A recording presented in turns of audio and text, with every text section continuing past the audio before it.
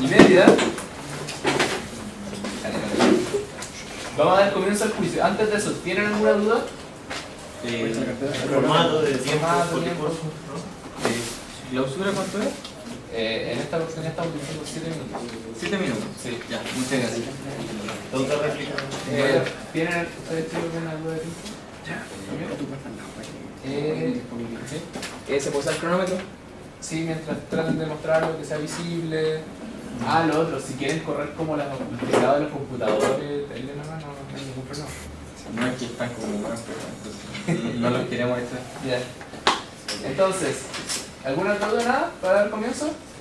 Desde ya, a nombre mío y de Vicente, Jesús Vicente, les deseamos el mayor de los éxitos. Entreténganse por sobre todo, aprovechen la oportunidad. De verdad me gustaría mucho estar en su lugar cuando esté escolar, me gusta mucho hacer el ejercicio. Así que felicitaciones y mucho éxito. Así que para dar comienzo al litigio invitamos a que se realice el alegato de la parte demandante, dispone de 5 minutos para ello. ¿A mi primera palabra? Sí. Su señoría, con su venia, Pablo Carrasco Reyes por la parte recurrente, en representación de Dorothy Aurora Pérez Gutiérrez, RUT 8261-121-7, solicitando que se declare ilegal su desvinculación como subcontralor general de la República y juez de cuenta por existir manifiesta extralimitación de las atribuciones ejercidas por el Contralor al pedir su renuncia en razón de los argumentos de hecho y derecho que paso a exponer y que acreditaremos a lo largo del juicio. La señora Dorothy Pérez, nuestra representada, se ha desempeñado en diversos cargos de la Contraloría General de la República. Desde el año 2004 manteniendo una carrera profesional en dicha institución desde ese año, ascendiendo en todo momento y recibiendo excelentes calificaciones por su desempeño a lo largo de su carrera. Finalmente, nuestra representada asumió el cargo de Subcontralor General de la República y juez de cuenta el día 12 de septiembre del año 2016, poco después de la asunción del recurrido como Contralor General de la República. A pesar de que la relación laboral de estos dos en un principio se desarrolló con normalidad, comenzaron a existir diversas situaciones en las que de acoso laboral en contra de nuestra representada por parte del recurrido, donde habían situaciones de hostilidad verbal, donde se le marginaba de actividades asociadas al desempeño de la Contraloría, entre otro tipo de casos. Las tensiones llegaron a su punto más álgido tras hacerse pública una supuesta citación a declarar que había hecho la Fiscalía a nuestra representada en el marco del caso del fraude de Carabineros,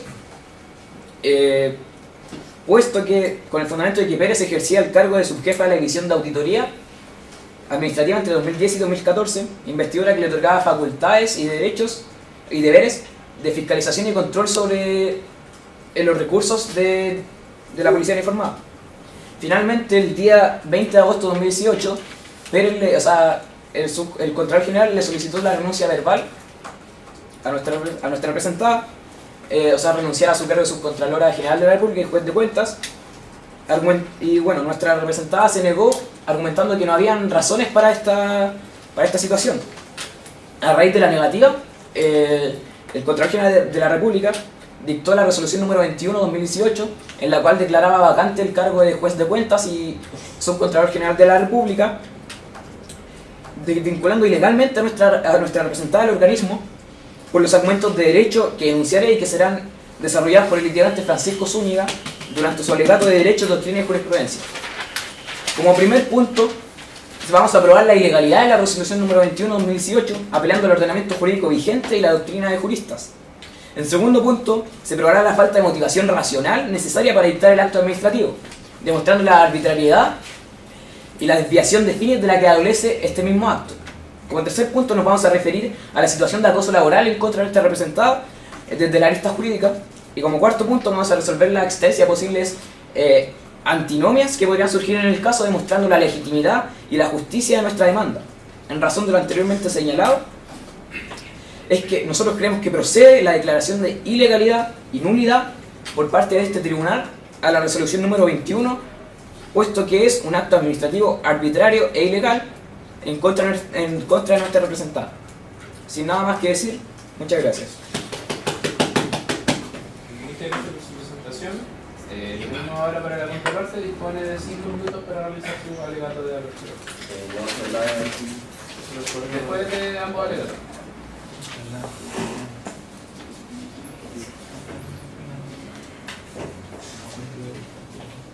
Señor Ilustricio, antes de comenzar con mi alegato de apertura, me gustaría interponer un incidente de previo y expresar pronunciamiento. Su señoría Ilustricio, la parte recurrida en este recurso de protección viene a interponer un incidente de previo y expresar pronunciamiento correspondiente a la inadmisibilidad de la acción constitucional interpuesta por la contraria. En la especie no cabe ninguna duda que la acción interpuesta por la ex subcontralora de la República es un recurso de protección, no solamente porque así lo digan las bases, sino al hablar de recurrente y recurrido, sino por el petitorio mismo de la recurrente. Se declara ilegal la desvinculación como subcontralora de la República por manifiesta extralimitación en las atribuciones ejercidas por el Contralor al pedir su pronuncia. Número 1. El artículo 20 de la Constitución Política de la República establece que solamente algunos derechos fundamentales gozan de esta acción de carácter constitucional cuando exista amenaza, perturbación o privación de estos derechos. En efecto, la contraria no ha sido capaz en su alegato de apertura de denunciar qué derecho fundamental de aquellos que establece el artículo 20 de la Constitución Política de la República ha sido supuestamente amenazado, perturbado o privado por mi representante. En consecuencia, y teniendo presente el auto acordado de la Corte Suprema sobre tramitación y fallo de recurso de producción de las garantías constitucionales, específicamente su artículo 2, la economía procesal que debe contener todo proceso, el recurso en momento no puede prosperar, debiendo que la Ilustrísima Corte declararlo como inadmisible. No, refírase al fondo de realizar su alegato de apertura, no se acepta la declaración de inadmisible. Con su venia, señor presidente, y en representación del Contralor General de la República, don Jorge Bermúdez Soto, vengo a solicitar a su señoría ilustrísima que rechace el recurso de protección interpuesto por la ex subcontralora de la República, doña Dorothy Aurora Pérez Gutiérrez, con ejemplar condena en contra. Como se demostrará a lo largo de este juicio, nuestro representante ejerció, en conformidad a la ley 10.336, en adelante, ley de la Contraloría General de la República, una acción legal que lo habilita en el caso de perder la confianza en uno de sus funcionarios de solicitarle su renuncia. Todo esto en conformidad al artículo 3 de la ley referida y al artículo 142 y 150 de la ley 18.834 en adelante Estatuto Administrativo. Revisemos someramente los hechos que se discuten ante el Tribunal de su Señoría. Con fecha 12 de septiembre del año 2016, nuestro representado, en conformidad a sus atribuciones legales, decidió nombrar a la señora Dorothy Pérez como subcontralora de la República, toda vez que ella contaba a la fecha con toda su confianza según el artículo 3 de la ley de la Contraloría General de la República. Sin embargo, esta confianza se perdió de una forma irreversible por una serie de hechos y circunstancias vinculados al fraude de Carabineros, causa que es de público conocimiento. Por lo cual, el señor Contralor decidió el 20 de agosto a las 16:30 horas solicitarle la renuncia a la señora Dorothy Pérez, en conformidad a la ley. Sin embargo, la ex subcontralora de la República se negó a renunciar, porque aparándose en una supuesta inamovilidad que usaría su cargo, lo cual nuestro representado, al no contar con la renuncia de la señora Pérez en un plazo de 48 horas, como lo dice el artículo 148 del Estatuto Administrativo, se vio la obligación de declarar vacante el cargo por medio de la resolución número 21 de la fecha 22 de agosto de este presente año. En adelante, resolución número 21, la cual se acompañará en la etapa procesal correspondiente. En este proceso, acreditaremos que la decisión de nuestro representado se ampara plenamente a derecho y que, por el contrario, la tesis de la recurrente se ampara en una interpretación alejada del ordenamiento jurídico. Todo esto en conformidad a los argumentos que presentaremos a continuación y que serán desarrollados en derecho en la etapa procesal correspondiente. Número 1. Por exclusiva confianza. El artículo 3 de la Contraloría General de la República comprende a todo el personal de la Contraloría, incluyendo al subcontralor, y en una petición de renuncia, no requiere otro fundamento más que la pérdida de confianza. Número 2. Precedente dentro de nuestro ordenamiento jurídico. Otros órganos fiscalizadores del Estado, como puede ser la superintendencia, también el jefe supervisor del servicio puede remover a cualquier funcionario en caso de pérdida de confianza. Número 3. El artículo 4 de la Contraloría General de la República se declara derogado tácitamente toda vez que el artículo 4 es inconciliable con la Constitución Política de la República de 1980. El artículo 4 de la Ley de la Contraloría General de la República es inconciliable con el artículo 3 del mismo cuerpo legal. En la reforma constitucional por la Ley 20.050 se confirmó que el Contralor General de la República puede remover a cualquier funcionario en el caso de que haya una pérdida de confianza en este individuo. Si nos tomamos en serio la tesis de la contraria, el cargo de subcontralor se transformaría en vitalicio, por lo que tendría un estatuto más beneficioso que el propio Contralor General de la República. Número 4. Incluso en el probable evento que se considere vigente el artículo número 4 de la Contraloría General de la República, igual procede la petición de renuncia del Contralor General, que se discute en la especie, toda vez que la inamovilidad solamente tiene relación con las facultades jurisdiccionales del subcontralor y no con las atribuciones administrativas. Número 5. Los actos de la Administración del Estado, por mandato de la Ley 19.880, gozan de presunción de legalidad. En consecuencia, no es esta parte, es la contraria de la cual tiene el onus probandi. Es decir, nuestra parte no tiene que probar que actuamos de forma legal, sino que es la contraria, que tiene que probar que nuestro representado actuó de una forma alejada del ordenamiento jurídico. Finalmente, en la especie no existe vulneración a los derechos fundamentales que consagra la Constitución Política de la República. En consecuencia, el recurso de protección debe desecharse, toda vez que no es el medio idóneo para resolver un conflicto de interpretación legal. Muchas gracias. Una cosa, sí. Su señoría, Señoría. o sea, a mi compañero ha sido una cosita posible.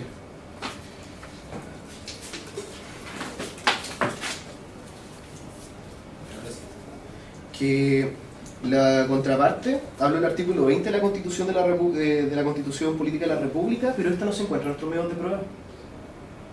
En ¿Qué tenemos, esta ¿qué tenemos aquí? Los que tenemos acá no y fue algo conversado por la organización y los jueces, las normas tan superiores como Constitución, no es necesario que se la entreguen en copia. debería hubiese sido pertinente, pero sin chance. ¿Seguro la puedes revisar en la Constitución? Que se vaya más cerca.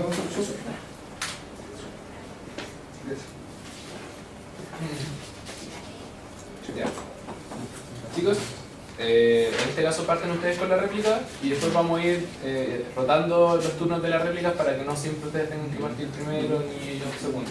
Así que en este caso hace primero la réplica la parte demandante y pone de 2 minutos para ello.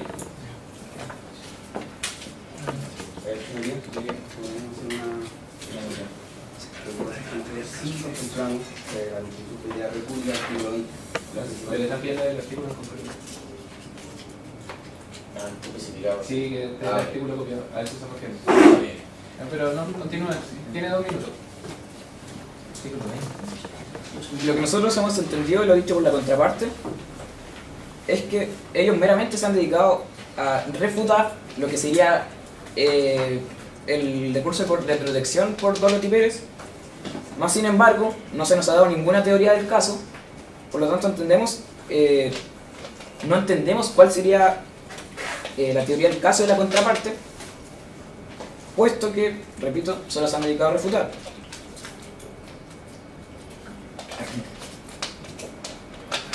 Además, me gustaría plantearle una duda a la contraparte sobre el supuesto motivo de remoción de Dorothy Pérez, que hace la falta de confianza puestamente por el tema de Carabineros. Es que también se ha dado la involucración o sea, también está involucrado el Contralor General de la República, mas sin embargo no ha renunciado de su cargo. Por lo tanto, nosotros no entendemos de dónde surge la falta de confianza por parte del Contralor General de la República, puesto que supuestamente uno de sus argumentos había sido este mismo de que al estar involucrada como testigo solamente en el caso de Carabineros, y por eso perdió la confianza y la hizo renunciar. Más sin embargo, si el Contralor General de la República también fue citado por Fiscalía, ¿por qué él no ha renunciado si supuestamente esos motivos de falta de confianza, renuncia, etc.? Eso. Muchas gracias. Ahora invitamos a la parte demandada que realiza la mención. Tendría en el legato de apertura de la parte dijeron que el Contralor General de la República hizo un acoso legal, o sea, un acoso laboral. Sin embargo, el artículo 20 de la Constitución Política de la República dice que tienen que especificar exactamente qué es lo que sucedió. Además, el Contralor General de la República no ha cometido nada ilegal, por lo tanto, cualquier derecho que puedan decir que se está violando o perturbando no vendría al caso.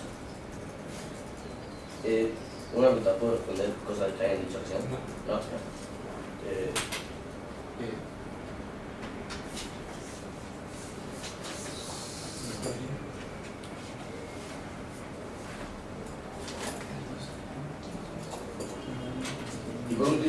la recurrente no es capaz de mencionar ningún numeral del artículo 19 que lo habilita a presentar un recurso de protección, que es especialmente lo que estaría haciendo al mencionar recurrente y recurrido. Muchas gracias, señor. Ya, antes de continuar con la siguiente etapa, desde ya voy a dejar sentado que tanto por base como por la idea del juicio no es discutir un recurso de protección, su procedencia, y no estamos en debate, también no vamos a discutir su procedencia, así que les invito a que se vayan al fondo, no pierdan tiempo discurso en el recurso de protección porque no va a prosperar eso ya. Así que ahora damos paso a los puntos de prueba.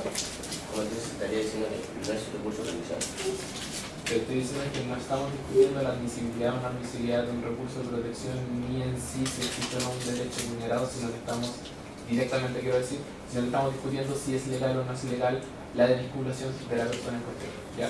A eso que se... y... dedíquese a hacer un caso. Ya. Entonces ahora vamos a comenzar con los medios de prueba. Va a ser un poco más lento de lo común porque hay muchos papeles. Para ambas partes. Escucha. Perdón. Ya. El primer punto de prueba que tenemos por parte del recurrente es la resolución número 21. ¿Qué tiene que decir al respecto? Tiene 2 minutos por cada prueba para recordarlo. ¿Ya? 2 minutos para el primer punto. Su señoría, Claudio Choicura, por parte del demandante, hoy aquí para rendir pruebas materiales que sustentaron nuestra autoridad del caso. Bueno, la primera prueba a presentar será la resolución número 21 de la Contraloría General de la República. Dicha resolución se usará en las fases de alegatos, derechos, doctrina y jurisprudencia, con la finalidad de probar que lo ocurrido es un acto ilegal, ya que la solicitud de Bermúdez a Dorothy Pérez fue elaborada de manera verbal, además de no entregar los argumentos necesarios para aclarar la acción sometida por Bermúdez.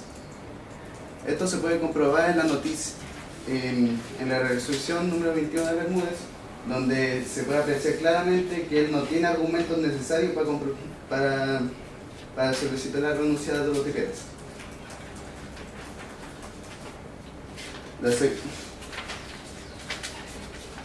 La segunda prueba a presentar será la noticia titulada Bermúdez desestima el reclamo de Pérez y nombra nueva su contralora, publicada por el diario La Tercera el 24 de agosto de este año. En dicha noticia nos informa sobre la nueva subcontralora María Soldado Frey, mientras que quien reemplaza a Dorothy Pérez en su nuevo cargo de subcontralora. Una de las frases más importantes de esta noticia fue lo que dijo Bermúdez en la entrevista.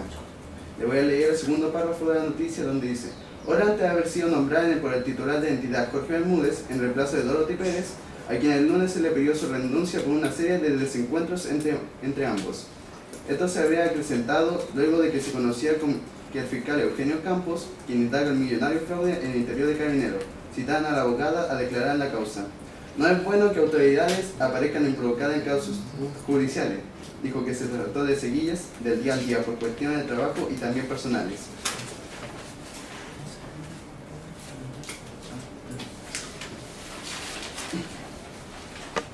La tercera prueba a presentar es otra noticia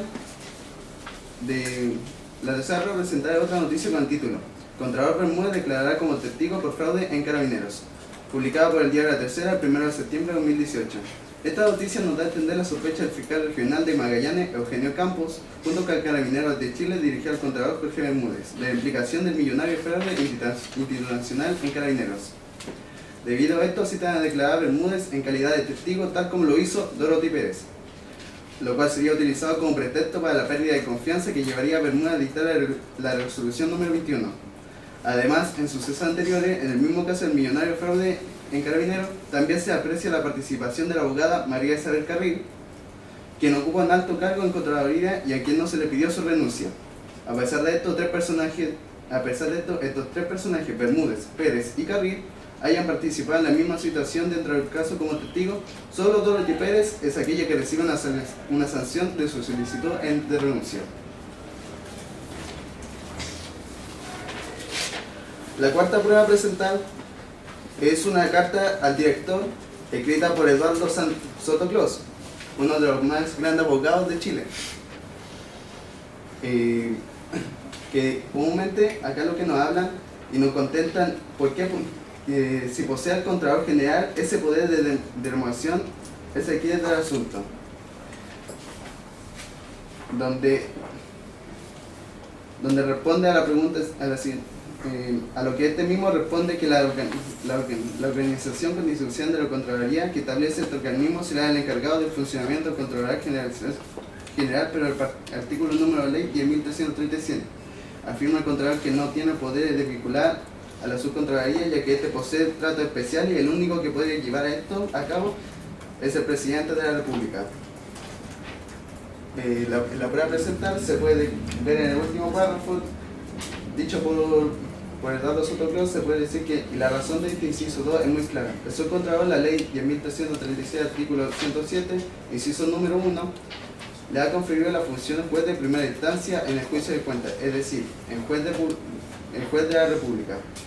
De allí la existencia del precepto de legalidad del artículo 4, inciso 2 de dicha ley, porque a un juez de la República se le remueve por causales muy específicas y previas y precisamente establecidas en ley. Ninguna magistratura puede atribuirse a otra autoridad aquella expresadamente le haya sido conferida en virtud de constitucional de leyes. Sin nada más que agregar, muchas gracias, señoría. Muchas gracias por su presentación. Ahora, tenemos un segundo para ordenar.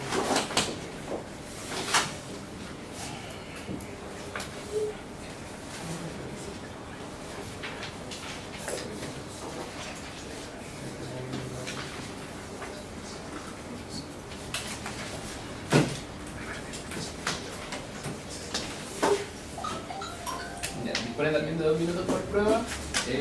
Su primera prueba, resolución número 21. Buenas tardes a todos los presentes, mi nombre es Fernando. Con la venia de su señoría ilustrísima procederé a desarrollar los distintos puntos de mi prueba material. Comenzando por el primero. La resolución número 21 del año 2018 del Contralor General de la República. Esta fue emitida por la Contraloría General de la República, toda vez que, como ordena el artículo 148 del Estatuto Administrativo, una vez pedida la renuncia a un funcionario público, si ésta no es materializada en el plazo de 48 horas, se debe declarar vacante el cargo respectivo.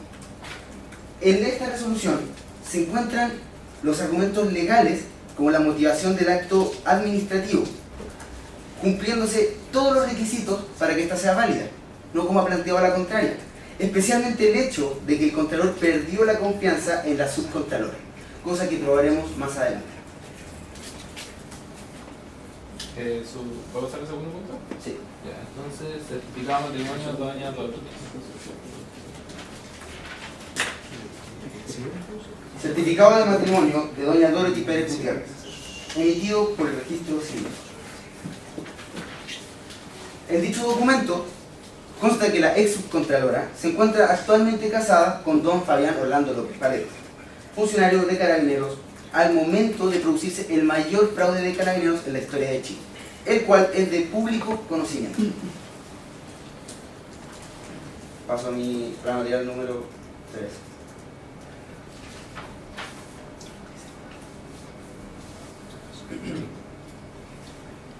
Nota de prensa del mostrador, de fecha 24 de agosto del año 2018.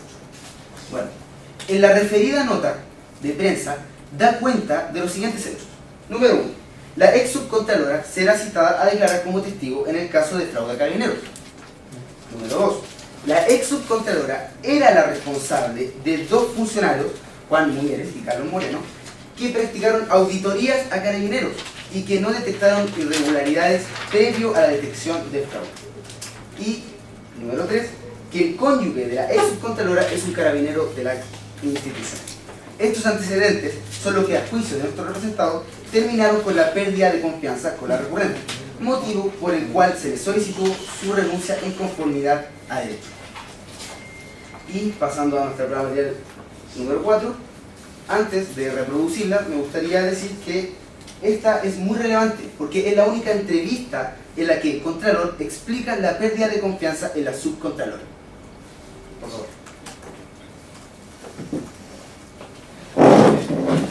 un poco extraño.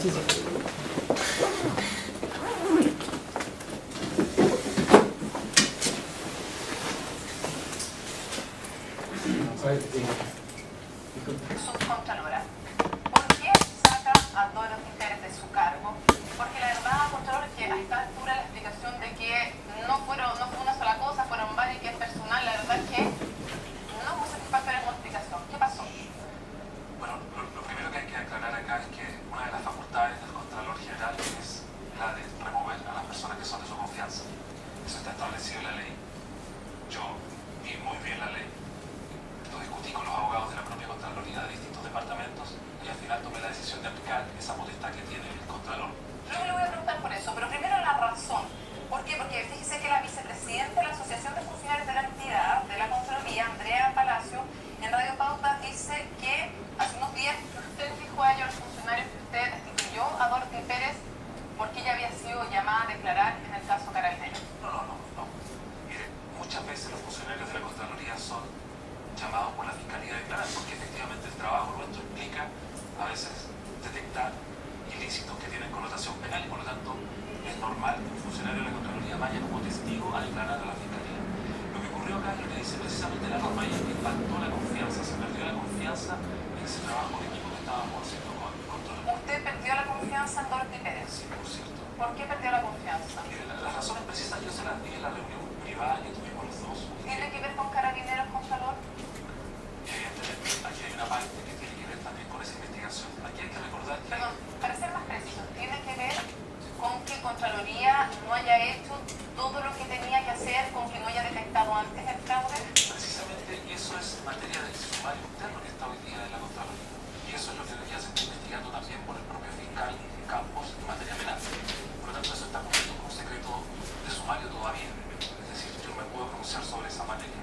Pero sí le puedo decir que en un momento determinado, la ex subcontralora Dorothy Pérez, que era de mi confianza obviamente, trabajó en la Contraloría y estaba a cargo de unidades que tenían que ver con esto. Y ella me dijo que siempre se había abstenido.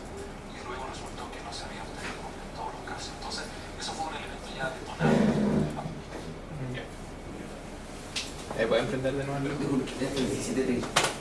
Sí, pero piensen que por cada punto de prueba deben hablar 2 minutos. Entonces ya ver un video de casi 3 minutos es excederse de tiempo razonable si es que aún tiene que hacer comentarios sobre la prueba. Ya. Bueno, en esta entrevista, Para ver a la luz y estoy ciego.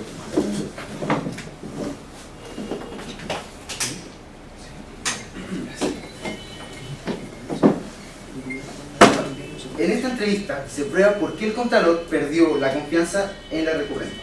Primero, ella estuvo a cargo de investigaciones que auditaron a Carabineros y no se encontró nada, cuestión que a la fecha se está investigando. Segundo, la recurrente le había dicho al Contralor, producto de su situación conyugal, que se habría abstenido de investigar a Carabineros, cuestión que luego se descubrió que no fue así. Todos estos antecedentes, a juicio de nuestro representado, importaron una pérdida de confianza. No estamos diciendo que la recurrente sea culpable de nada en materia penal o administrativa, solo que se perdió la confianza de su superior directo y en consecuencia procede a pedir su renuncia no voluntaria. Muchas gracias. En este caso vamos a invertir para que usted pueda hacer las réplicas primero. Así que usted debe hacer la réplica a los documentos que habían presentado. Yo le decía el documento número 1 y hace su respectivo comentario en el cual tiene 30 segundos para cada uno. ¿Ya? Lo representar cada uno. Sí.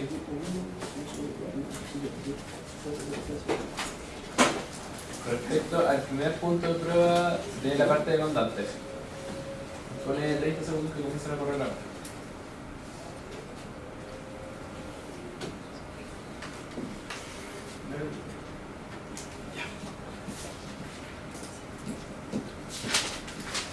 Bueno, sobre el primer punto me gustaría decir que, según el artículo 3 de la Contraloría General, no se tiene que justificar la pérdida de confianza, ya que al ser un cargo de exclusiva confianza, esta, al perderse, queda demostrado que el Contralor está en todo su derecho. Respecto al segundo punto de prueba, la noticia es la tercera. Bueno, sobre que Bermúdez desestima reclamo de Pérez y nombra a una subcontralora. Me gustaría hacer un énfasis, y es que Bermúdez siempre estuvo en todo su derecho y en su legalidad de hacer el acto que hizo.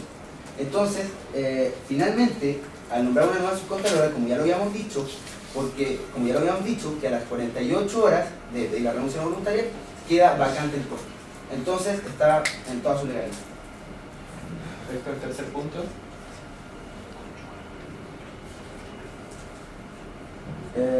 No entendemos muy bien la relevancia de esta prueba material, pero aún así dejamos en claro de que Bermúdez perdió la confianza en su contrario. Y respecto al cuarto punto, ¿tiene algún comentario?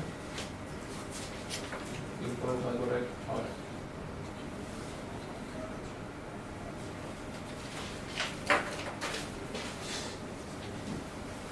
Que, bueno, la pregunta es, todo este tema es que la solicitud es un tema de interpretación legal. Entonces nosotros decimos que la solicitud no es ilegal, según el artículo 3 de la Contraloría General de la República.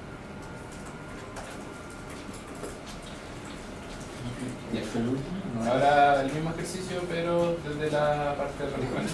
¿Qué fue lo último que dijo? No es Ilegal, por no artículo es ilegal. 13. Ahora, lo mismo, yo digo sobre el primer punto de prueba, resolución número 21. No nos explica claramente la importancia de la prueba para la teoría del caso. El punto número 2. En nuestra teoría, la prueba material informa al contralor Bermúdez que fue por motivos personales. Pero en la prueba material mostrada por la contraparte menciona que es por la pérdida de confianza. Estas dos son totalmente contradictorias, por lo que se puede decir que Bermúdez se contradice a sí mismo. El punto número 3 es que no se logra probar la negligencia por la situación conyugal. Y respecto al punto 4, ¿tiene algún comentario? Nada. Perfecto. Entonces, habiendo concluido esta etapa, damos lugar a lo que va a ser el alegato de doctrina. La parte demandante dispone de 7 minutos para ello. Dale, Pancho.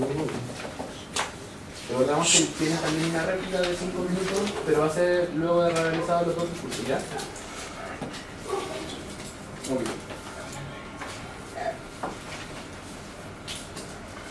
Su señoría, con su venia, vengo a desarrollar el alegato de derecho, doctrina y jurisprudencia por la parte demandante. La resolución número 21 es ilegal. La resolución número 21, tal como lo pudimos ver durante los medios de prueba, declaraba la vacancia del cargo de subsecretario, de subcontralor general de la República por medio de una comisión especial, contraviniendo lo establecido en el artículo 4 de la ley 10.336, que señala: la remoción del Contralor General y del Subcontralor corresponderá al Presidente de la República, previa resolución judicial tramitada de la forma establecida para los juicios de amovilidad que se siguen contra los ministros de los Tribunales Superiores de Justicia y por las causales señaladas para los ministros de la Corte Suprema. Con lo anterior, podemos aseverar que, para remover a la Subcontralor, se requería de la realización de un juicio de amovilidad y la oficialización del acto de remoción por parte del Presidente de la República. Dicha norma fue creada tanto a fin de proteger a las autoridades superiores de la Contraloría de posible arbitrariedad en su contra, como de poder asegurar la independencia y autonomía del Tribunal de Cuentas, cuya magistratura en primera instancia sirve el subcontralor, mientras que la segunda instancia ejercía por el Contralor General de la República junto a 2 abogados asesores. Así lo expresa Silva Bascuñán en su Tratado de Derecho Constitucional, tomo 8, en que señala: la inamovilidad busca resguardar no solo la independencia personal del magistrado, sino la del Poder Judicial en relación a los demás órganos del Estado. En razón de esto, podemos afirmar que la autonomía personal del juez de cuentas está resguardada por la inamovilidad, por lo que el juez de cuentas, en segunda instancia, no puede interferir con la continuidad en el cargo. En consecuencia, podemos afirmar que no se trata de cargo de exclusiva confianza, debido a que el artículo 51 de la ley 1875 señala: son funcionarios de exclusiva confianza aquellos sujetos a la libre designación y remoción del Presidente de la República, la autoridad facultada para disponer el nombramiento. Y por la ley expuesta anteriormente, podemos evidenciar la excepción que se hace con el Contralor y Subcontralor, ya que gozan de inamovilidad respecto de su remoción. A mayor abundamiento, podemos citar a Enrique Silva Sima en su libro Contraloría General de la República, página 113, en que señala: el Subcontralor General de la República es un funcionario público nombrado por el Contralor General, dura también indefinidamente en sus funciones y goza del mismo privilegio de inmovilidad de este. Además, podemos citar al propio demandado, el administrativista Jorge Bermúdez Soto, que señala en su libro de Derecho Administrativo Chileno que el Contralor, junto con el Subcontralor, goza de las prerrogativas de inamovilidad, que se señalan para los miembros de los tribunales superiores de justicia. En efecto, el Contralor es inamovible y solo puede ser removido de su cargo como consecuencia de un juicio político. En consecuencia, podemos observar que el acto administrativo lesionó el procedimiento establecido para la remoción del cargo de subcontralor, siendo la resolución número 21 ilegal. Como segundo punto, el acto administrativo carece de la motivación racional necesaria. Su señoría, el acto es además arbitrario. Lo anterior considerado que las bases del acto administrativo de nuestro ordenamiento jurídico demandan un principio de motivación, emanado de la ley 19.880 de las bases del procedimiento administrativo, ya que contiene los principios conclusivos, su artículo 8, imparcialidad, su artículo 11, transparencia, su artículo 16, y contenido de la resolución final en su artículo 41, los cuales obligan a la autoridad a referirse y a hacer público el fondo del acto administrativo sancionado. Teniendo en cuenta la necesidad de referirse al fondo, también se demanda en el artículo 35 de esa misma ley que exige la presencia de pruebas del hecho que motivó el acto administrativo, tal como se puede visualizar en la siguiente cita. Los hechos relevantes para la decisión de un procedimiento podrán acreditarse por cualquier medio admisible en derecho, apreciándose en conciencia. Sin embargo, la resolución 21 de Contraloría dice que por la naturaleza propia de los cargos de exclusiva confianza, los funcionarios que los sirvan se mantienen en sus puestos mientras cuenten con ella, cuestión que se ha perdido en la especie. Esta resolución se limita a señalar los aspectos de la pérdida de confianza, pero como explicamos en el punto anterior, al no ser un cargo de exclusiva confianza, este debe gozar de pruebas que sustenten una motivación racional para cursar el acto administrativo. También a mayor abundamiento, podemos señalar que la Contraloría señaló su jurisprudencia por medio del dictamen 3837 del año 2001. La Contraloría General ha estimado necesario impartir las siguientes directrices respecto a los actos administrativos de nombramiento y cese de funciones del personal de exclusiva confianza. Es menester puntualizar que si bien la autoridad administrativa posee determinadas atribuciones para el nombramiento y remoción de los funcionarios de exclusiva confianza, ello no significa que en ejercicio de tales potestades pueda actuar arbitrariamente o de un modo que en definitiva signifique una desviación de poder, criterio que es coincidente con el que se ha sustentado la jurisprudencia de esta entidad fiscalizada a través de sus dictámenes número 513 del 96 y 46.815 del 99, entre otros. Ahora pasaré a exponer el acoso laboral. A mayor abundamiento de lo anterior, podemos evidenciar distintas situaciones de hostigamiento contra la representada, tales como la hostilidad verbal ejercida contra ella, marginación de actividades de la Contraloría, entre otros. Dichas actitudes constituyen una situación de acoso laboral, según la ley 20.607, que modifica el Código del Trabajo respecto al acoso laboral, señalándose lo siguiente. Asimismo, es contrario a la dignidad de la persona el acoso laboral, entendiéndose por tal toda conducta que constituya agresión o hostigamiento reiterados, ejercidas por el empleador o por uno o más trabajadores en contra del otro u otros trabajadores, por cualquier medio que tenga como resultado para él o afectado su menoscabo, maltrato o humillación, o bien que amenace o perjudique su situación laboral o su oportunidad en el empleo. Por esto, podemos afirmar que estas conductas reiteradas en contra de esta representada vienen a sustentar la motivación irracional para su remoción sin atender a los criterios de mérito necesarios para removerla. En particular, considerar estas calificaciones de esta representada en su desempeño como subcontralor. Y el último punto, la disputa normativa. Para finalizar, su señoría, nos adelantaremos a futuras alegaciones de la contraparte que intenten contraponerse al artículo 4 de la ley de 1336 señalado antes, y a pesar de que ellos en su medio de prueba no lo presentaron, ni de todas formas lo haré, señalando que el decreto ley 3551 señala en su artículo 3 lo siguiente. Dichos jefes superiores gozarán de la más amplia libertad para el nombramiento, promoción y remoción del personal de la respectiva institución con independencia de toda autoridad. Para estos efectos, todo el personal que de ellos depende es de su exclusiva confianza. Probablemente la contraparte querrá alegar ese decreto ley, aunque a pesar de que no lo pusieron. Deroga el anteriormente existente artículo 4 de la ley de 1336, omitiendo que no existe ninguna derogación expresa de dicha ley, además de ignorar que este decreto se refiere a la generalidad de los empleados públicos y la ley de 1336 establece una excepción puntual para el caso del contralor y el subcontralor. Tampoco hay derogación tácita, como ellos señalaron en sus medios anteriores. Así lo señala Luis María Díez Picasso en su libro La derogación de las leyes, en su página 286. Y esta interpretación es conforme con el artículo 13 del Código Civil. A raíz de esto, se entiende que la derogación tácita demanda una mayor jerarquía, que en este caso no existe, ya que ambas leyes se encuentran en la misma jerarquía. Incluso la hipótesis improbable de que se genere una antinomia soluble, a su juicio, o sea, aparente, para lo cual nos referimos al libro Teoría General del Derecho de Norberto Bobbio para resolver dicha problemática. Esta variante antinomia se da ya que ambas son del mismo ordenamiento jurídico y se oponen según criterio de especialidad y temporalidad. Pero el mismo Norberto Bobbio señala que este conflicto tiene lugar en una norma anterior especial e incompatible con la norma posterior general. Y que básicamente existe conflicto porque al aplicar el criterio de especialidad se prevalece la primera norma y aplicar el criterio cronológico a la segunda. Con base a esta regla, el conflicto entre el criterio de especialidad y cronológico debe ser resuelto en favor del primero, el de especialidad, y la ley general posterior no elimina la ley general anterior. En consecuencia, prevalece el artículo 4 de la ley 10.336 de todas formas, considerando el principio de especialidad del mismo, ya que este se refiere a dos cargos en el marco de la ley de Contraloría General de la República, mientras que el segundo es un decreto de ley que norma a los empleados de Contraloría en general, y de ese artículo no se deroga la excepción planteada en el artículo 4 de la ley de 10.336, y por consiguiente, esta misma ley goza mayor jerarquía que el decreto de ley que yo cité y que ellos no pusieron en su alegato. Su señoría, sin nada más que agregar, muchas gracias. Muchas gracias por su presentación. Ahora el alegado de la parte recurrida de los mundos dispone también de 7 minutos.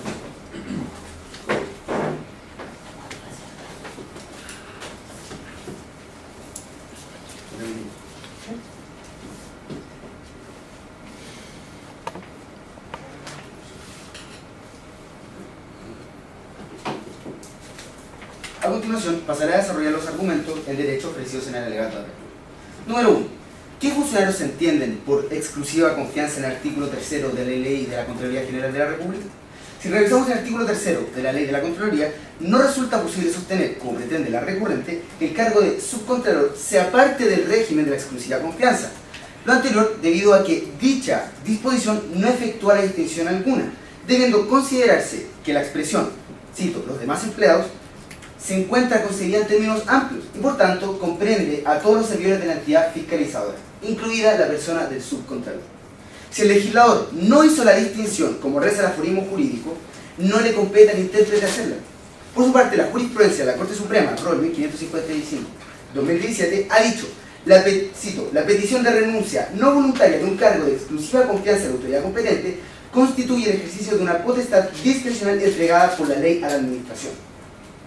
Número 2. Precedente dentro de nuestro ordenamiento jurídico. Por otra parte, cabe mencionar que el caso de la Contraloría General de la República no es el único en que la planta se encuentra compuesta íntegramente por personal de confianza, ya que esto se presenta también en otras instituciones fiscalizadoras, como la Superintendencia de Pensiones, la Superintendencia de Bancos e Instituciones Financieras y la Comisión para el Mercado Financiero. En este sentido, se puede observar la coherencia del legislador al regular estas materias, al interpretar leyes aparentemente contradictorias, según el artículo 22 del Código Civil. Puede acudirse a, cito, otras leyes, especialmente si versan sobre el mismo asunto. Número 3. El artículo 4 de la Ley de la Contraloría se encuentra derogado tácitamente, toda vez que, sin perjuicio de lo señalado anteriormente, no podemos obviar el artículo 4 de la Ley de la Contraloría, en el cual se basa todo el argumento de la recurrente. Esa disposición señala, en lo que interesa, cito, el Contralor General y el Subcontralor gozarán de las prerrogativas e inamovilidad que las leyes señalan para los miembros de los Tribunales Superiores de Justicia. Se debe hacer presente que este precepto fue incorporado en los años 50. Sin embargo, y como señalaremos a continuación, la norma en comento resulta inconciliable con normas dictadas posteriormente y por tanto en virtud del artículo 52 del Código Civil se encuentra derogada tácitamente, el cual dice que aplica la derogación tácita de la ley cuando la nueva ley contiene disposiciones que no pueden conciliarse con la ley anterior. Veamos, 3.1. El artículo 4 de la Ley de la Contraloría es inconciliable con la Constitución Política de la República de 1980. En las actas oficiales de la Comisión de Estudios de la Nueva Constitución Política de la República, si bien se tuvo presente la existencia del artículo 4 en comento, no se le reconoció aplicación a este precepto legal. Sobre este punto, el comisionado Guzmán dijo: no es conveniente asimilar al Contralor a los mecanismos de inamovilidad y responsabilidad de los magistrados de tribunales superiores de justicia. Sesión 319, celebrada el 4 de octubre de 1977. 3.2. El artículo 4 de la Ley de la Contraloría es inconciliable con el actual artículo 3 del mismo cuerpo legal. El decreto de ley 3551 de 1980 modificó el artículo 3 original de la Ley de la Contraloría. La mencionada reforma implicó el establecimiento de un estatuto jurídico especial para todos los funcionarios de la Contraloría General, incluido el subcontralor, determinándose que ellos, cito, serán de la exclusiva confianza del Contralor, quien podrá nombrarlos, promoverlos y removerlos con entera independencia de otra autoridad. Nótese cómo el artículo 4 es inconciliable con la reforma legal posterior, quedando en consecuencia por el artículo 52 del Código Civil derogada tácitamente. En todo evento, estaríamos en presencia de una eventual contradicción de normas, de la misma jerarquía y especialidad. En tal situación debe primar el criterio de la temporalidad, es decir, la posterior debe prevalecer a la más antigua. 3.3. La reforma constitucional por la ley 20.050 confirmó la interpretación de que el Contralor puede remover a todos los funcionarios del servicio, incluido el subcontralor, cuando ha perdido la confianza en estos. Esto confirma la tesis de la derogación tácita expuesta. La modificación constitucional efectuada por la ley 20.050 al actual artículo 98, inciso segundo de la Constitución Política de la República, dicha reforma estableció nuevos requisitos para el nombramiento del Contralor y limitó la duración de su cargo a un periodo máximo de 8 años, sin poder ser designado para el periodo siguiente. Luego, si el periodo de duración establecido para desempeñar el cargo de Contralor, así como la hora tope fijada para ejercerlo, obedecieron a la necesidad de perfeccionar la institución de la Contraloría, de manera que aquel no pueda permanecer indefinidamente en sus funciones.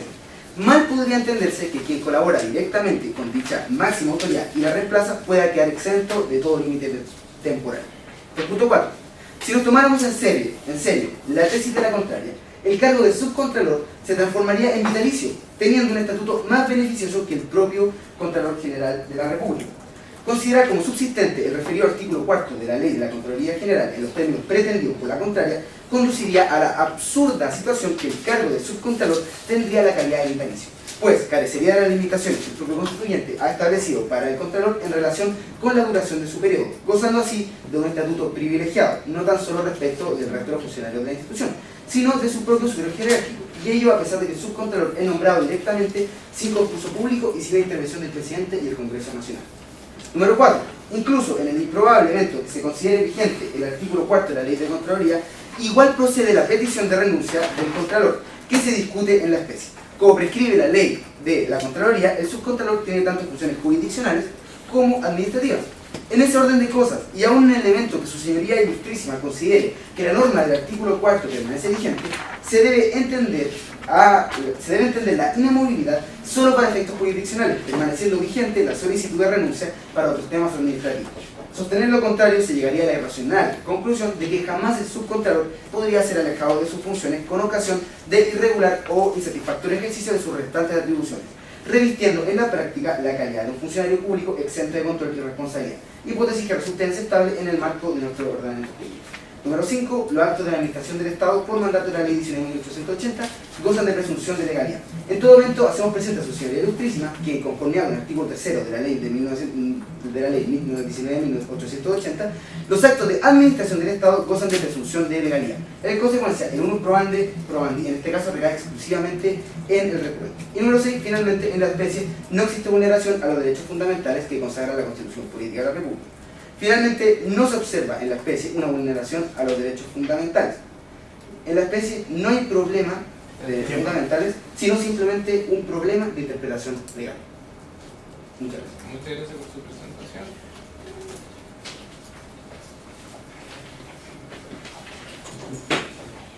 ¿Hay traslado en esta ocasión?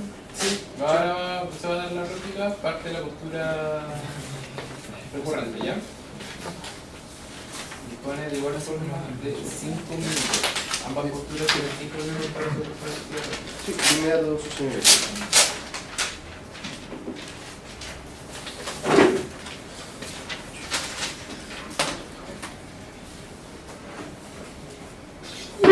Su señoría, en primer lugar, la contraparte citó el artículo 3 para su teoría del caso, que hace referencia a que los empleados de Contraloría son todos de exclusiva confianza. Sin embargo, durante todo su alegato y su refutación, hizo caso omiso de que el artículo 4 no se contradice con el anterior y que establece de hecho una excepción para la norma anterior. Y de ninguna manera significa que este artículo, por estar en una norma general, se contradiga con la excepción. Dice que los empleados de Contraloría son de exclusiva confianza, pero este dice, pero a pesar de lo anterior, en el artículo 4 señala que se establece una excepción para el Contralor y subcontralor por sus cargos de jueces de cuenta. Y en conformidad con eso existe el criterio de inmovilidad, que en ningún caso significa que dentro de todo exista la imposibilidad de removerlo, sino que para poder removerlo se le tiene que hacer un juicio de amovilidad y no la resolución que aplicó el Contralor en este caso. Además, señalan que el legislador básicamente no señaló que existía esta excepción y que básicamente estamos haciéndolo con nuestra propia interpretación, pero de hecho el legislador en el artículo 4 sí señala la excepción establecida bajo este artículo, así que dentro de todo la norma general ni siquiera se contradeciría con la norma de excepción que es el artículo 4. Además, el artículo del Código Civil que ustedes mencionaron señala que se debe buscar otra norma en caso de que la norma general que ustedes dijeron, que el artículo 3 no logre establecer de forma, o sea, que la norma del artículo 3 genere un choque. Bueno, en realidad de hecho ni siquiera es que haya que buscar otra ley, sino que el siguiente artículo, el artículo 4, señala que existe esta excepción para el Contralor y Subcontralor con este juicio de movilidad. Además, usted mismo reconoce la antinomia y prima la temporalidad según usted, pero nunca me da el argumento de por qué, nunca se refiere a la doctrina, nunca se refiere bajo qué criterio, y dentro de todo yo sí lo hice, refiriéndome a Norberto Bobbio respecto de que, y así lo dije en mi debate de antinomia, respecto de que prima la especialidad por sobre la temporalidad, con una ley específica anterior, prima por sobre una ley general posterior. Y ustedes, a pesar de eso, no se dieron trabajo a refutarlo, sencillamente lo dijeron y no me lograron citar ninguna norma que permita cimentar su fundamentación. Además, ustedes señalan después al final que el decreto de ley que yo mismo dije en mi alegato no modifica, que el decreto de ley modifica básicamente permite la derogación tácita del artículo 3 o que en cierta forma lo modifica, pero no es así, aplica el mismo criterio que señalé anteriormente respecto a que hay una regla especial anterior y una regla general posterior, como lo señalé con Norberto Bobbio, ustedes se hicieron responsables de fundamental y que yo lo señalé aquí. Por ende, la ley, el artículo 4 de la ley de 1336 y de todas formas prevalecería sobre el decreto de ley y sobre el artículo 3 que ustedes señalaron que supuestamente es contradictorio con el otro cuando forman parte del mismo cuerpo y establece una excepción. Ni siquiera hay una contradicción real como ustedes lo dicen. Además, ustedes señalaron de que básicamente con esto se volvería imposible poder mover de su cargo al subcontralor y se volvería vitalicio, pero esa cuestión no es así. De hecho, hay un juicio de movilidad y según las distintas gestiones del Contralor, muchas veces el Contralor por distintas tradiciones ha renunciado una vez que también la gestión del Contralor al que él dirige. Y de todas formas se le puede remover por medio del debido proceso, juicio de movilidad. Y ustedes también pusieron el foco respecto a Constitución y derechos fundamentales cuando partieron con el caso de recurso de protección que fue desechada por parte de su señoría. Y que de todas formas, incluso en ese momento, tengo que señalar que se vulnera el debido proceso que está establecido en la Constitución, porque el debido proceso, según las leyes, para poder remover a su Contralora, es por medio de un juicio de movilidad y hasta aquí no se realizó. Se realizó una resolución de acto administrativo que básicamente declaraba la vacancia del cargo. Aquí hay una vulneración y este acto es ilegal. Su señoría, por favor ruego usted, en virtud de lo que yo he puesto en mi alegato y lo que he puesto durante mi traslado, que usted declare ilegal el acto administrativo y por ende también declare su nulidad y que se acoja la demanda presentada por nuestra representada. Sin nada más que agregar, muchas gracias. Muchas gracias por su presentación. Ahora también dispone de 5 minutos y la parte de Rufina. ¿Puedo refutar algo de...? No. Bueno, en su discurso de doctrina, derecho y jurisprudencia, ustedes comenzaron diciendo que la resolución 21 es ilegal. ¿Cómo pueden sostener tal afirmación? Si es que en el artículo 3 la respalda. ¿Qué es lo que pasa? Que el Contralor, al estar bajo la legalidad del artículo 3, que ya explicamos por qué prima sobre el artículo 4, tiene la facultad de, al perder la exclusiva confianza de su subcontralora, poder pedirle la renuncia no voluntaria.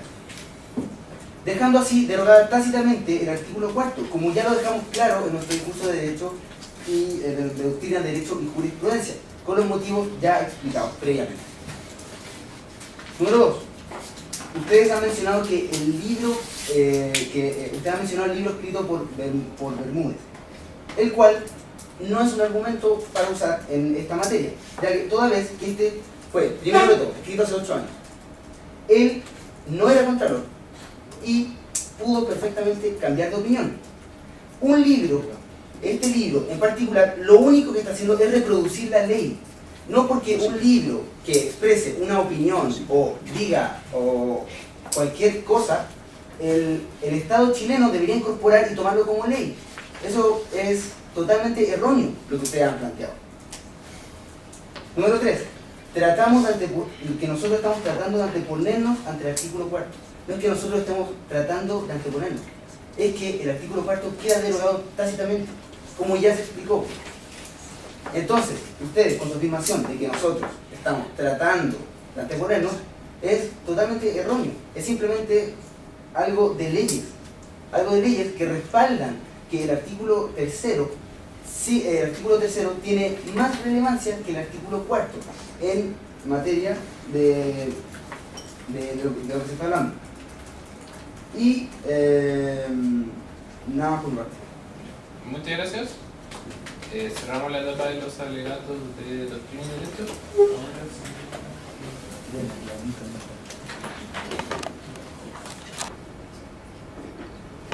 ¿Podría señalar su nombre, edad y profesión? Soy Dorothy Pérez, tengo 42 años, soy abogada y hace poco era subcontralora y juez de cuenta. ¿Cuál es su experiencia académica y laboral? Bueno, yo me egresé en el año 1997 de la Universidad de Chile, me licencié en Ciencias Jurídicas y Sociales, tengo un diplomado de Derecho Administrativo de la Pontificia Universidad Católica, tengo un máster en gestión de la Universidad Católica de Valparaíso y tengo un magíster de gerencia y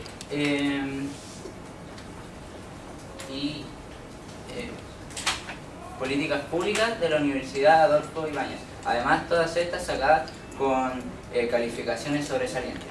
Y bueno, la parte laboral podría decirse que ha sido exitosa. He sido profesora en universidades como la Universidad Católica, la Universidad Mayor, la Universidad de Magallanes. Y bueno, entré a Contraloría el año 2004 como fiscalizadora y el año 2007 fui seleccionada a través de un concurso público como jefa del departamento de toma de razón y registro, y a finales de ese año fui elegida por el Contralor de la República de esa época como Contralora General de Valparaíso. ¿Cómo llegó a ser subcontralora?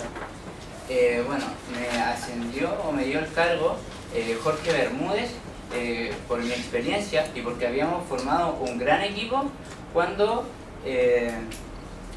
yo lo apoyé a su postulación para Contralor. Yo lo consideraba un gran abogado, me gustaban sus pensamientos e incluso me gustaban sus libros como Derecho Administrativo General, entre otros. ¿Cómo conoció al Contralor Bermúdez? A él lo conocí en Valparaíso, cuando yo era Contralora General de esa región y él era profesor en la Universidad Católica de Valparaíso. ¿Cuáles eran sus funciones como controladora? Como subcontralora, mis funciones eran reemplazar en caso de ausencia al contralor, estudiar los asuntos según la disposición de él y cooperar con él. Y además de eso, como subcontralora tenía el cargo de juez de cuenta, el cual debía dirigir dicho tribunal. ¿Cómo es su relación con el Contralor Bermúdez? Al principio teníamos una gran relación, de hecho por eso me eligió, nos llevábamos bastante bien, pero hace algunos meses empecé a sentir las actitudes de irritación y molestias por parte de él, todo esto porque yo le daba sugerencias respetuosamente acerca de cómo manejarse con los medios, cómo utilizar las páginas de Twitter, que además estaban dentro de mi función, el cual él mismo me la asignó. Y toda esta situación se agravó cuando el Contralor tuvo un viaje a Nueva York. Él me dejó unos documentos para firmar, los cuales tenía que firmar porque habían prescrito y iban a dejar sin pena a unos culpables, y yo encontré antiético firmarlos, por eso no lo hice, ya que debía investigarse por qué se había demorado tanto. ya, dado que estos habían prescritos antes de que el Contralor se fuera a Estados Unidos. Entonces esto claramente podría ser una ausencia de los deberes. ¿Por qué dejó de ser subcontralora? Porque Jorge Bermúdez me pidió la renuncia el día 20 de agosto y ante mi negativa declaró el cargo vacante el día 22 de agosto, justificándose arbitrariamente en que yo había sido citada como testigo en el caso de Carabineros. Gracias, no más preguntas.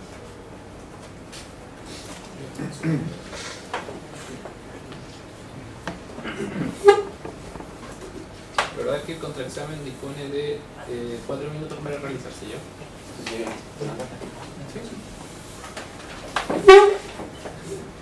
Realmente ¿Le puede contar al tribunal a qué se dedica la subcontralora? La subcontralora, o sea, de hecho ya lo acabo de declarar con lo que hago. Acción repetitiva. Ya comenzó a volver a Ya lo dije, finalmente es como ayudar al Contralor. Ayudar al Contralor. Bueno.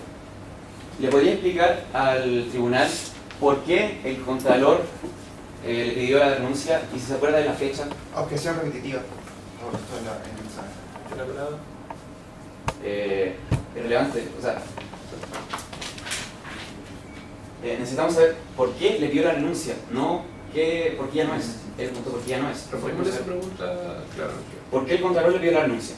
Bueno, ya lo dije, fue porque él se justificó en que yo había sido citada como testigo en el caso de Carabineros. ¿Y por qué no está de acuerdo? Porque considero que es arbitrario, dado que han sido, además de que él mismo ha sido citado en tribunal de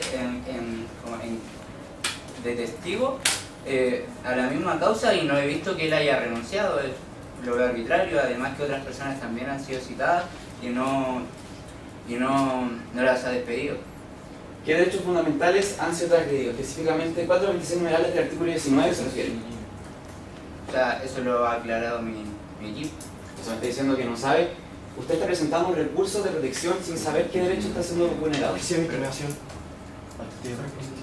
Déjenlo responder a la pregunta y del tiempo para responder, ¿ya? Luego la pregunta no. Me está diciendo que usted presentó un recurso de protección sin ni siquiera saber cuáles son los derechos vulnerados. Objeción, no estamos presentando un recurso de protección acá, estamos hablando de otra cosa. Si va a objetar, tiene que señalar cuál es la causal de la objeción. Ya, por favor, responda. En este caso, finalmente no encuentro la relevancia de que yo le diga a usted, ya que mi equipo ya lo ha presentado. Por favor, si le vuelvo a hablar, se corta el contrato de examen, ¿ya? ¿Qué sabe del fraude de Carabineros? Bueno, el fraude de Carabineros, finalmente, como lo que pasó, el robo, eso, como lo que más se sabe. ¿Alguna vez auditó directa o indirectamente con Carabineros? ¿Puede repetir la pregunta? ¿Auditó directa o indirectamente con Carabineros? ¿A qué se refiere con auditar directa o indirectamente con Carabineros? Su señoría, le solicito que por favor muestre nuestra prueba número 7 al testigo para que haga memoria y lo que tiene que ver con funcionarios mineros.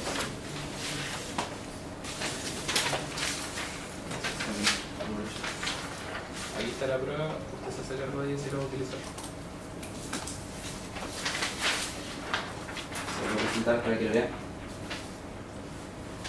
Haga memoria y recuerde qué pasó con Juan Muñiz Quillas. Se me dice el tiempo que tome para leer, no. Usted a ver, un pequeño paréntesis. Si usted quiere utilizar el recurso de refresco de memoria, usted le debe indicar qué debe leer en concreto.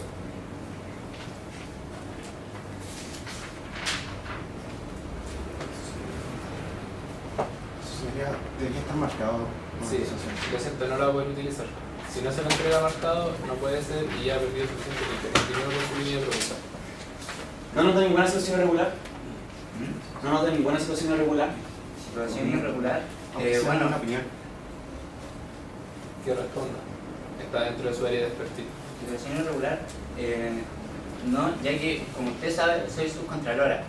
Finalmente estoy a cargo de muchas partes, entonces es difícil. Finalmente eso va pasando por las personas que están más ligadas directamente, como son los fiscalizadores, en este caso, quien era la mano derecha del mismo Contralor General. O sea, usted me está diciendo que los profesionales con los que trabajaban no detectaron el fraude más grande de la historia de Carabineros. Eso podría, de hecho, el mismo Contralor tendría que ver con eso, ya que finalmente la persona encargada de eso, de esa área, era la mano derecha de él. Estaba más ligada a él que a mí. Bueno, si le recuerdo, usted era la encargada de que ellos hicieran bien su trabajo. Sí, pero... Siguiendo. No puede decir con ¿Hay quién una está casado. pregunta o qué fue eso? Última pregunta. ¿Nos puede decir con quién está casada? Con un funcionario de Carabineros. ¿Su nombre exactamente? ¿Ya que se diga? Está en tiempo, última pregunta.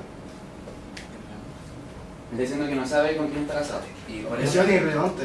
Al lugar. Terminar con otro examen. Son 7 minutos y van a tener 2 después para réplica, ¿ya? Voy a ocupar el cronómetro por si acaso. Perdón. Ya, su primera palabra. Sí.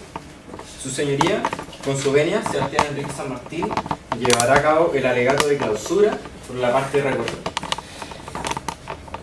Luego de haber escuchado todos estos alegatos de ambas partes, es necesario establecer ciertas conclusiones a las que hemos podido llegar luego de haber escuchado. En primer lugar, tenemos que entender de que la resolución número 21 es ilegal y que el cargo de subcontralora goza de inamovilidad. ¿Y por qué digo esto? Porque finalmente, la forma en la que se lleva a cabo el despido de la resolución número 21, la cual pudimos ver durante los medios de prueba y de derecho, de doctrina y jurisprudencia, finalmente el cargo de subcontralor se declara vacante, pero gracias a una comisión especial. Y esto viene a contravenir lo que nos dice el artículo 4 de la ley 10.336, que para remover un subcontralor se requería un juicio de amovilidad y oficialización de remoción por parte del presidente de la República. Adicionalmente de que se llevó mal la parte de la forma, esto viene a pasar a llevar la independencia y la autonomía del Tribunal de Cuentas. ¿Y por qué? Porque finalmente la autonomía de una jueza de cuentas está respaldada gracias a su inamovilidad. Y en este caso, ¿qué es lo que pasa? Un juez de segunda instancia no puede interferir entonces en la continuidad en un cargo de una jueza de primera instancia. Entonces, porque esto se busca, como dije anteriormente, resguardar la independencia y en segundo lugar también resguardar el sistema judicial en relación al resto de los órganos del Estado. Bueno, y también, tal como señaló Francisco en su alegato de Doctrina, Derecho y Jurisprudencia, el subcontralor no es de exclusiva confianza, ya que a pesar de que el artículo 18.875 señala que estos cargos son de libre designación y remoción del presidente de la República o de la autoridad competente, observamos una excepción hecha con el subcontralor y el contralor, ya que gozan de inamovilidad. Esto fue sustentado en primer lugar por Enrique Silva Sima, y ahora me gustaría pasar a don Bermúdez, al demandado. ¿Y por qué? Porque ellos nos dicen finalmente que eso pasó hace 8 años, que solamente estaba replicando la norma y varias otras cosas. Pero en realidad, pues haber sido desde hace tiempo, deja de ser inválido el argumento. Además, por no haber sido contralor significa que... Es más, por no haber sido contralor tenía mayor disponibilidad de pensamiento y en el sentido de que podía interpretar las normas según su parecer. Y eso es lo que hace. Él no termina reproduciendo, porque en el mismo libro aparece reproduciendo otras leyes, pero ocupa comas, ocupa citas, como un académico que es él. Pero realmente en ese extracto no aparece en cursiva, aparece en letra, por decirlo así, común y corriente. Entonces está interpretando la ley. Además, resulta curioso este cambio de opinión que en primer lugar hace 8 años realiza, pero luego cambia aparentemente de opinión cuando se ve involucrado en un caso que le conviene estar en la parte contraria. Muy dudoso, señoría. Yo le dejo la pregunta a usted. Bueno, pasamos ya a... Entonces, en consecuencia, el procedimiento finalmente fue inadecuado, en tanto no se realizó el juicio de inamovilidad de la autoridad y lesionó el procedimiento establecido para la remoción del cargo del subcontralor. Pasemos a otro punto muy relevante. En ningún momento existe una derogación del artículo 4 de la ley de 1336. Y esto también fue explicado por Francisco. ¿Y por qué? Porque no se deroga en primer lugar expresamente esta ley. Adicionalmente, el decreto de ley se basa en una generalidad. ¿Y qué es lo que viene a ser una generalidad de los empleados públicos de la Contraloría? ¿Y qué es lo que viene a ser acá? Nos expresa una generalidad, pero también se nos expresa una excepción. La excepción del Contralor y el subcontralor, por lo que no existiría un conflicto entre ambas leyes. Aquí no son contrarias, solamente una es general y el otro es un tanto más explícita y regula de mejor forma, ¿ya? Tampoco hay una derogación tácita, porque como nosotros argumentamos, no como la contraparte, como nosotros argumentamos aquí, como entendemos de que son del mismo nivel, se encuentran en el mismo estatus, incluso en una posible antinomia, nosotros logramos citar finalmente y argumentar mediante la cita de Roberto Novio que logra resolver que la problemática del criterio de especialidad supera el de temporalidad, no como nos dice la contraparte, porque finalmente nosotros entendemos que la ley posterior no elimina la ley especial anterior. En consecuencia, prevalece el artículo 4 de la ley de 1336 de todas formas, considerando el principio de especialidad del mismo, ya que este se refiere a dos cargos en el marco de la ley de la Contraloría General de la República, mientras que el otro es un decreto de ley que regula todo el resto del espacio, del resto de los funcionarios, ¿ya? Y el acoso laboral, y por último que me gustaría tocar, si aún no convencemos de que la forma no es la necesaria, le mostramos aún así, mediante el testigo, de que existían ciertos hostigamientos y ciertos malos tratos hacia la misma subcontralora, y nos queda por demostrar que no existe una motivación necesaria y razonable, porque nosotros ya dijimos que no es un cargo de exclusiva confianza esto, es un cargo que debe ser removido por juicio de movilidad. Entonces, aquí entendiendo, esto permite finalmente el ensañamiento de los conductas laborales, dando pie a una duda respecto a la motivación racional del caso. A lo anterior, se suma que dentro de la ilegalidad de la resolución se intuye la pérdida de confianza. Se intuye una pérdida de confianza debido, finalmente, ocasionado por distintos vértices, pero que el que explota finalmente es que lo llaman a testificar como testigo. Valga la redundancia, como testigo, en el caso del fraude de Carabineros. Un caso que al mismo tiempo fue también citado el subcontralor y que, siguiendo la lógica de ética, moral, también debería haber renunciado. Entonces aquí nosotros vemos un ensañamiento hacia la misma subcontralora y además tampoco le pide la renuncia a otras personas que también se ven involucradas en los casos. Entonces aquí vemos una arbitrariedad hacia nuestra representada. Entonces, por ende, habiendo expresado de que hay un daño tanto de forma, e incluso si es que no quedáramos convencidos de que el daño es de la forma, hay un acto arbitrario en el cual se basa en un ensañamiento hacia nuestra representada. Sin nada más que decir, su señoría, solicito la nulidad de la resolución número 21. Muchas gracias. Gracias por su presentación. Ahora dispone también de 7 minutos de la contraparte. ¿Ya? ¿Me puedo hablar?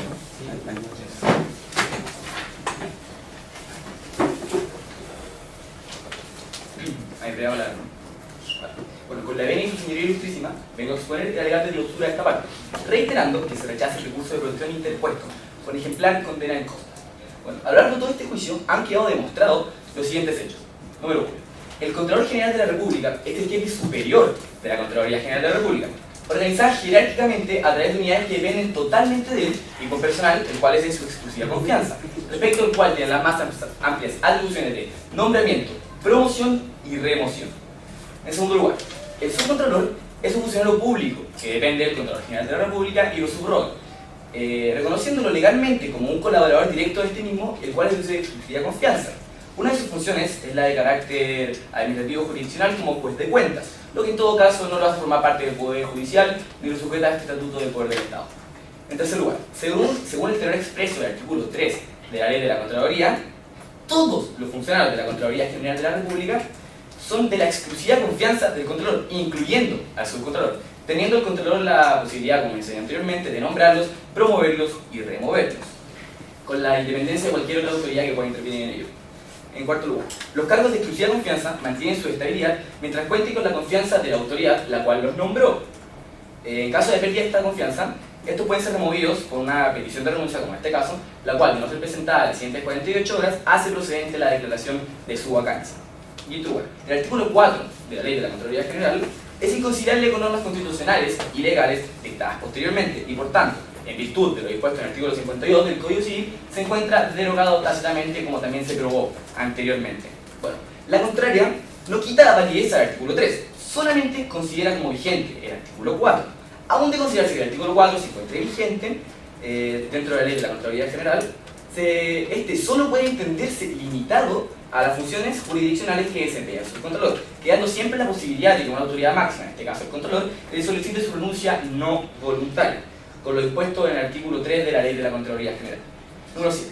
La actual aplicación del artículo 4 de la Ley de la Contraloría General trae aparejadas consecuencias prácticas absurdas, asignando al cargo del subcontralor un estatuto jurídico privilegiado, transformándolo en vitalicio e imponiéndole su permanencia a quien lo nombró pese a que se haya perdido la confianza, e incluso a futuros controladores que ni siquiera participaron en su designación, algo completamente absurdo. Número 8. La forma en que ha cesado casi la totalidad de los subcontroladores a lo largo de la historia, como también se probó en la especie, es precisamente mediante renuncia presentada a la previa solicitud del respectivo controlador.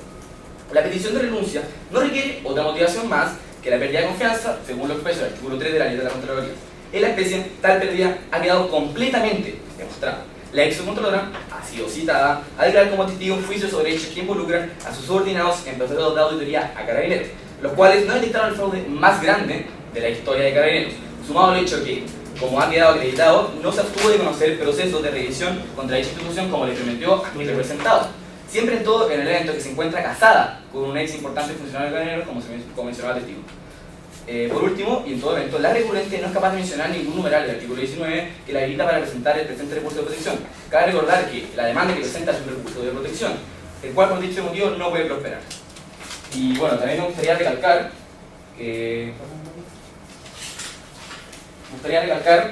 que la subcontralora, el testigo que trajo la contraria, una reconocida abogada, no presenta un recurso de protección sin siquiera saber qué derechos fundamentales se están violando, como se evidenció. Y claramente el testigo presenta poco dominio sobre diversos temas que debería saber si que presenta una demanda ante nuestro representado. Por lo anterior, solicitamos a su señoría ilustrísima se sirva a rechazar en todas sus partes el recurso de protección interpuesto por la ex subcontralora, con expresa condena en costas. Muchas gracias por escuchar. Muchas gracias por su presentación.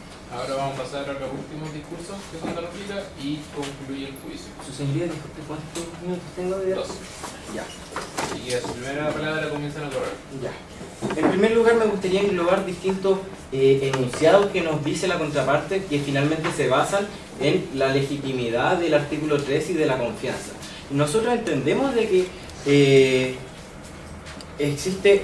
Es que ellos, finalmente lo que ellos realizan es que no entienden y no comprenden que existe una especialidad. Ellos reconocen solamente una generalidad. Pero nosotros, como hemos venido expuesto durante todos los alegatos, demostramos de que hay una especialidad que rige tanto al Contralor y como al subcontralor. Me gustaría también denunciar una falacia de pendiente resbaladiza, en realidad, de que nos dicen de que sería vitalicia en realidad, pero no. ¿Y saben por qué no es? Porque existe el método del juicio de movilidad. El juicio de movilidad que tuvieron que haber ocupado la contraparte si es que hubiesen querido remover a la subcontralora. Sobre los dos últimos puntos que dice, no sabe por qué enuncia, finalmente nosotros somos el equipo de abogados y nosotros venimos a representar a nuestra representada. Entonces, no necesariamente debería saber esto, e incluso no cabe dentro, debido a que ustedes mismos marginaron totalmente el tema y parece que omitió todo lo que ocurrió al principio.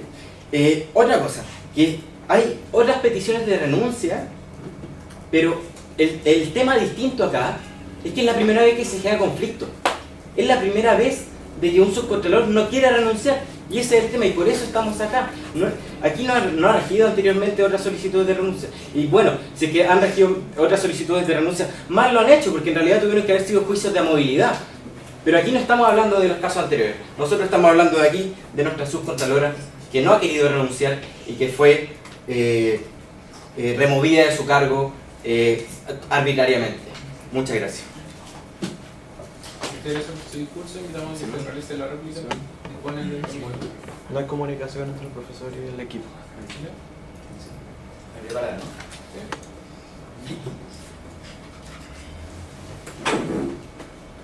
Bueno, nosotros recalcamos que la resolución 21 es totalmente legal, no como sostiene la contraria, basándonos completamente en el artículo 3 de la Contraloría General de la República.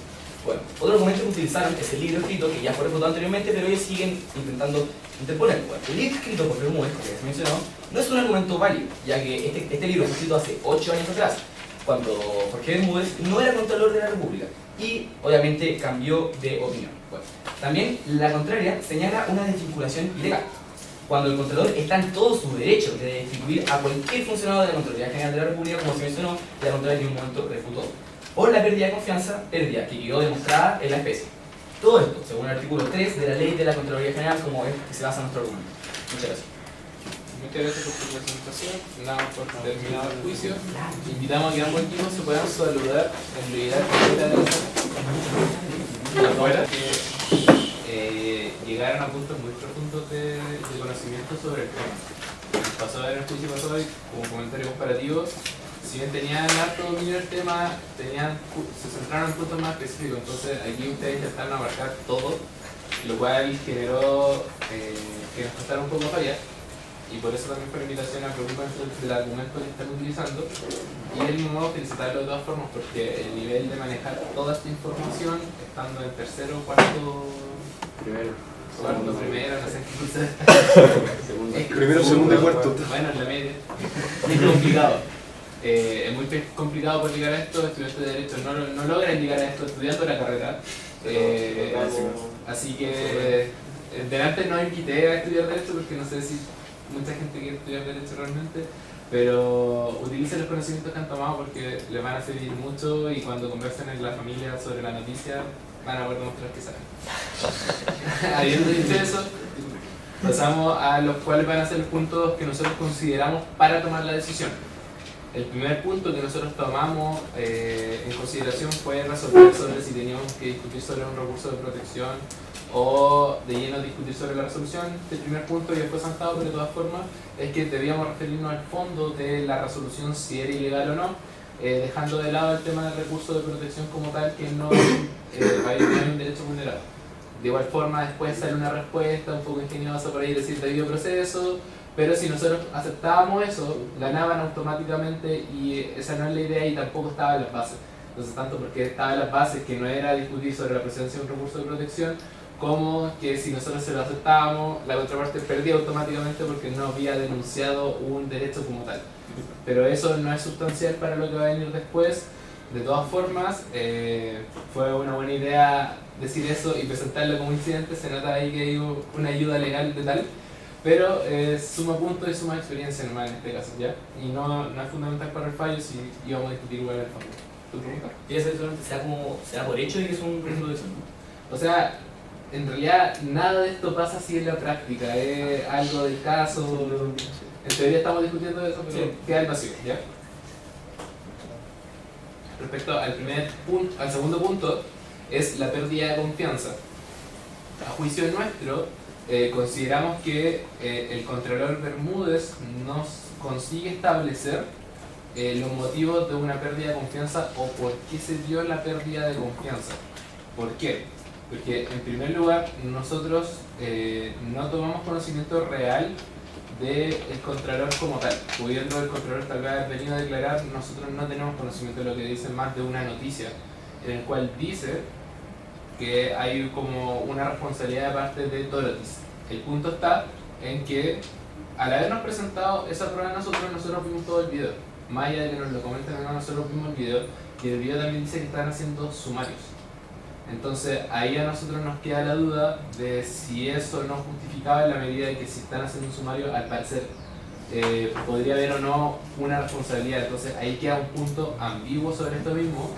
Otro punto, el segundo punto sobre esto mismo, es que al parecer habríamos personas responsables, pero a juicio de este tribunal nosotros no conocemos si hay más personas responsables, solamente sabemos que trabaja mucha gente y que habríamos personas responsables, pero nosotros no sabemos si también pasaron por esto de que se le haya pedido la renuncia.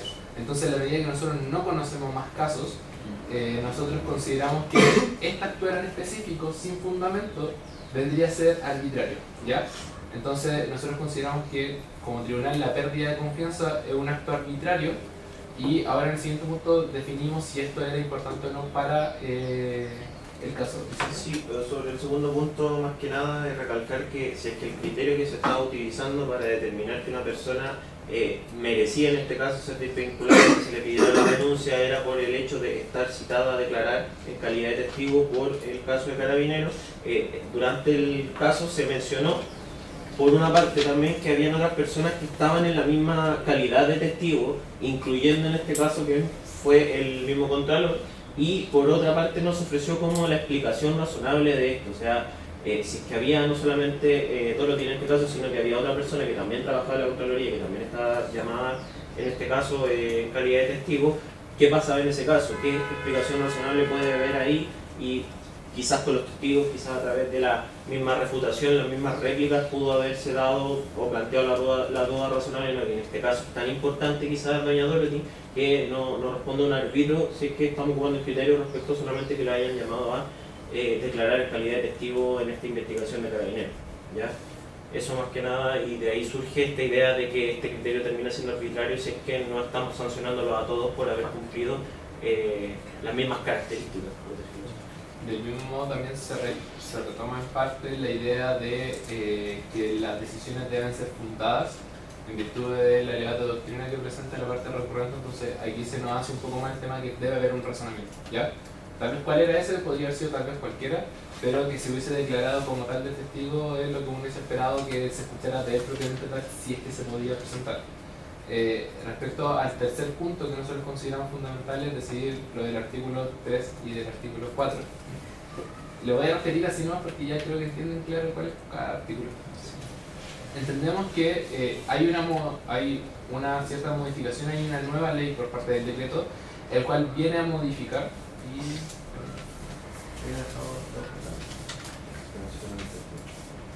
con el cambio de hoja se me perdió la hoja en concreto.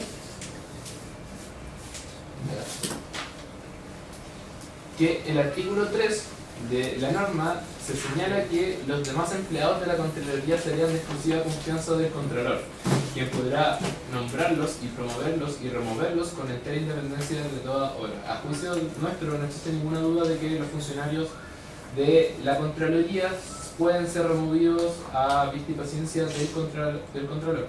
Sin embargo, en el artículo 4 encontramos directamente que se hace una excepción a la regla principal. Si bien dice los demás, establecemos que si hay un precepto específico sobre un punto y en la ley en donde se señala que se va a derogar expresamente el inciso segundo y tercero del artículo tercero, pero no hace referencia clara al artículo 4, pudiendo hacerlo, entendemos que la intención del legislador no era derogar ese punto en específico. Por tanto, a juicio nuestro, consideramos que el artículo 4 se mantiene en pie, lo cual da paso a que el subcontralor debe ser removido por medio de un juicio, y al igual que los tribunales superiores de justicia, donde debe haber un juicio como tal y que también debe ser una determinación del presidente de la República. Sobre este mismo punto, también como cuarto punto importante, nosotros consideramos que el cargo no es vitalicio, que existen mecanismos y son el mecanismo que nosotros recién hemos comentado, por tanto no tendría un carácter mayor que el contralor, el subcontralor en este caso. A raíz de lo que nosotros ya hemos comentado, consideramos que se debe dar lugar a la demanda de la parte recurrente en la medida en que se debe considerar ilegal el número 21, la resolución número 21, la cual señala la remoción de doña Torito y Pérez. Ahora, más allá de todo lo formal que recién intenté hablar, ¿qué es lo que nosotros tomamos en consideración? Si bien ambos equipos consiguen desarrollar sus teorías de manera casi perfecta, legales, doctrinales, nosotros si tenemos dos argumentaciones que van cada uno por correos distintos y cada una cumple con los requisitos que debe existir, nosotros después tenemos que ver cómo se van chocando estas mismas argumentaciones entre sí y cómo se van refutando la una a la otra. En ese sentido también nos fue importante para llegar al fallo, no tanto decir cómo está en la norma, sino que el qué significa que esté en la norma. Por ahí hubieron ideas súper interesantes que hubiese sido bueno tal vez que hubiesen sido tratadas con la envergadura que tenían, por ejemplo, la distinción, al parecer no conozco bien sobre el caso, pero la distinción que habría entre la remoción como su carácter de juez de cuentas y de contralor. Si significaba algo distinto esa remoción, fue una idea que intentaba salir, pero quedaba solamente como una premisa. Entonces, si me queda solamente como una premisa y no la desarrollan en qué significa que esto sea así, y por ejemplo, el cargo de jefa de cuentas se podía mantener perfectamente, pero eso también es parte de la argumentación que faltó dentro del recurrente para verse opuesto a lo que presentaba la parte demandante o recurrida. Otro punto importante también fue cómo se utilizó el video.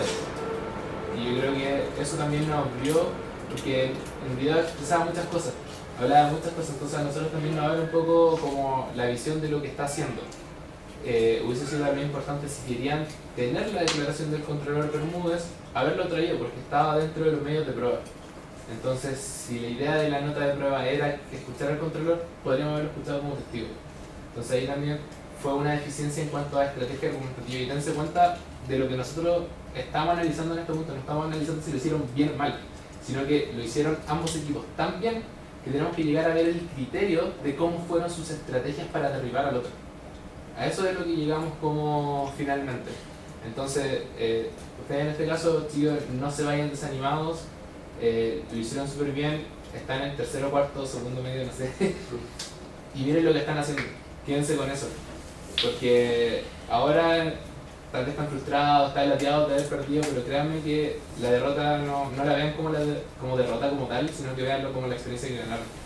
Y eso, chiquillos, si tienen dudas se pueden acercar. No sé si Vicente quiere decir algo. Sí, más que nada, referirme a lo que recién menciona Jesús, que las felicitaciones van por dos, en el sentido de que llegar a esta instancia y tener este nivel no es fácil, no es algo que pueda jactarse ni siquiera un estudiante de Derecho propiamente tal. Yo voy en el segundo año de Derecho, tengo muchos compañeros que actualmente de esto prácticamente nada, pero de verdad que nada. Uno les pregunta de contingencia, nada, uno les pregunta de cómo relacionar normas quizás con lo hecho, tampoco nada, así que ya siéntanse en una ventaja total respecto a eso, y también demos la importancia que cuando tenemos choques de normas, o sea, ya acá nos faltaron normas para defender sus puntos de vista, trabajemos la argumentación jurídica, y esto no solamente se lo podemos decir nosotros, yo creo que es una problemática hoy en día a nivel de derecho en Chile, que hace falta argumentación jurídica, hace falta que el abogado en general tenga la capacidad de poder relacionar lo que está en el papel con los hechos y tener la capacidad de poder argumentarlo, y para eso hay distintas estrategias. Y eso es lo que apunta por lo menos este torneo, que tengan la capacidad de sostener una teoría del caso y que de manera estratégica con cada uno de los roles puedan cada uno de los roles argumentar propiamente tal y sustentar de manera lógica y suficiente todas las herramientas que ustedes ocupan para poder darle más sustento a su teoría del caso. No solamente ustedes, sino que recíprocamente. No me refiero solamente a lo bien que hice yo el trabajo respecto a mis compañeros, sino que también cómo me referí a los del adversario. ¿Ya? Y ahí están los principales puntos de vista. Eso. Felicitaciones a ambos.